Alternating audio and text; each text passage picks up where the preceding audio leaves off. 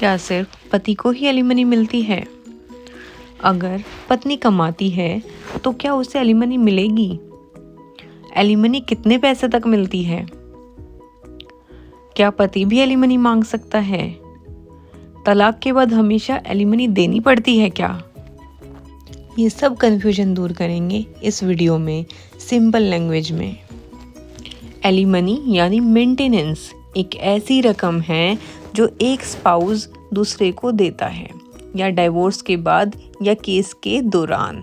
Court decide करता है कि कौन किसको और कितनी रकम देगा ताकि फाइनेंशियल इम्बैलेंस ना हो।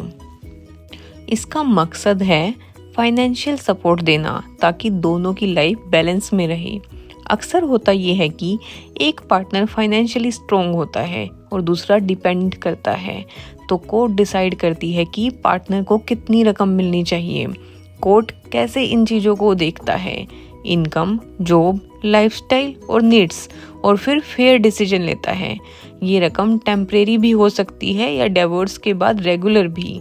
तो याद रखिए, एलिमनी किसी का फेवर नहीं बल्कि एक लीगल राइट है ताकि किसी का भी जीवन स्टैंडर्ड सडनली ना गिर जाए। अब बात करते हैं इंटरिम मेंटेनेंस की। इसको पेंडेंट लाइट मेंटेनेंस भी कहते हैं। जब डाइवोर्स या सेपरेशन का केस कोर्ट में चल रहा होता है तब तक के लिए जो फाइनेंशियल हेल्प मिलती है उसे इंटरिम मेंटेनेंस कहा जाता है। ये एक टेम्परेरी हेल्प होती है ताकि केस के दौरान कोई भी पार्टनर परेशानी में ना रहे। अगर हस्बैंड या वाइफ दोनों में से कोई अनएम्प्लॉयड है या फाइनेंशियली वीक है तो वो कोर्ट से ये मेंटेनेंस मांग सकता है। कोर्ट ये इंश्योर करता है कि जब तक केस चल रहा है तब तक किसी का भी गुजारा मुश्किल ना हो। तो अगर आप या आपका पार्टनर फाइनेंशियली डिपेंडेंट हैं तो ये आपका हक है, आप इसको क्लेम कर सकते हो। अब एक इम्पोर्टेंट बात, कोर्ट को 60 दिन के अंदर इंटरिम मेंटेनेंस का डिसीजन लेना होता है। ये टाइम लिमिट इसलिए है ताकि डिपेंडेंट स्पाउस को ज़्यादा इंतज़ार ना करना पड़े। अब सवाल उठता है, कोर्ट का डिसीजन किस पर बेस्ड होता है? तो कोर्ट कुछ ऐसी चीज़ें देखता है जैसे कि दोनों का इनकम, लाइफस्टाइल या स्टेटस और उनकी रोज़मर्रा की ज़रूरत यानी डेली नीड्स। एक छोटा सा एग्जाम्पल है तो समझिए, अगर वाइफ जॉब करती है लेकिन उसकी इनकम बहुत कम है तो कोर्ट फिर भी उसे मेंटेनेंस दे सकता है, क्योंकि पॉइंट ये है कि उसका गुजारा ठीक से हो। तो चाहे आप मेल हो या फीमेल, अगर आप फाइनेंशियली स्ट्रगल कर रहे हैं तो इंटरिम मेंटेनेंस आपका अधिकार है।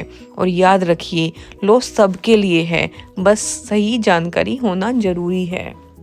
अब बात आती है परमानेंट मेंटेनेंस की। ये मेंटेनेंस डाइवोर्स होने के बाद मिलती है, जब दोनों ऑफिशियली अलग हो जाते हैं। इसका पर्पस होता है कि स्पाउस की फाइनेंशियल कंडीशन वीक है, उसका फ्यूचर सिक्योर हो। कोर्ट डिसाइड करता है कि ये रकम एक बार में लमसम दी जाए या हर महीने रेगुलर पेमेंट फॉर्म में। ये भी इनकम, स्टैंडर्ड ऑफ लिविंग और नीड्स देखकर डिसाइड होता है। तो अगर आपका डिवोर्स हो चुका है और आप फाइनेंशियली स्टेबल नहीं हैं तो आप परमानेंट मेंटेनेंस के लिए अप्लाई कर सकते हैं। तो कोर्ट मेंटेनेंस डिसाइड करते वक्त क्या क्या देखता है?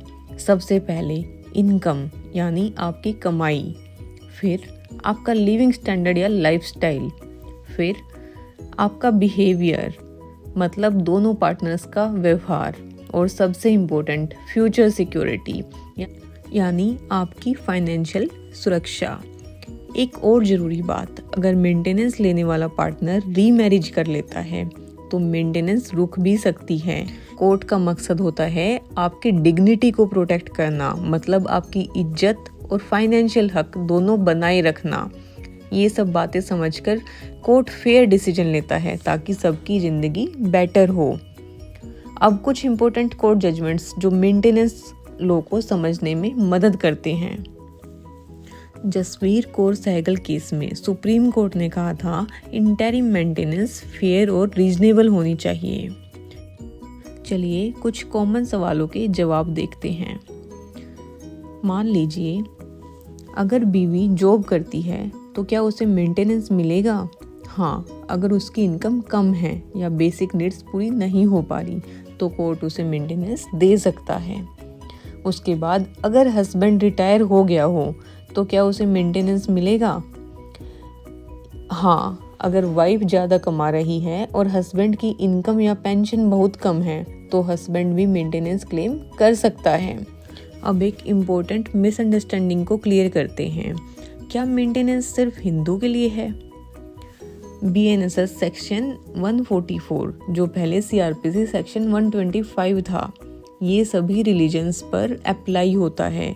ये लॉ इंश्योर करता है कि चाहे आप किसी भी धर्म के हो, अगर आप फाइनेंशियली स्ट्रगल कर रहे हैं तो आपको मेंटेनेंस मिल सकती है। BNSS या CRPC ये एक क्रिमिनल लॉ है जिसमें कोर्ट क्विकली रिलीफ देता है, सभी रिलीजन्स के लिए वैलिड है। हिंदू मैरिज एक्ट ये सिविल लॉ है, सिर्फ हिंदू कपल के लिए। इसमें पनिशमेंट मेंटेनेंस डिवोर्स के बाद मिलती है। तो अगर आप किसी भी रिलीजन से बिलोंग करते हैं तो आपको मेंटेनेंस मिलने का हक है, बस सही लॉ के अंडर अप्लाई करना होता है।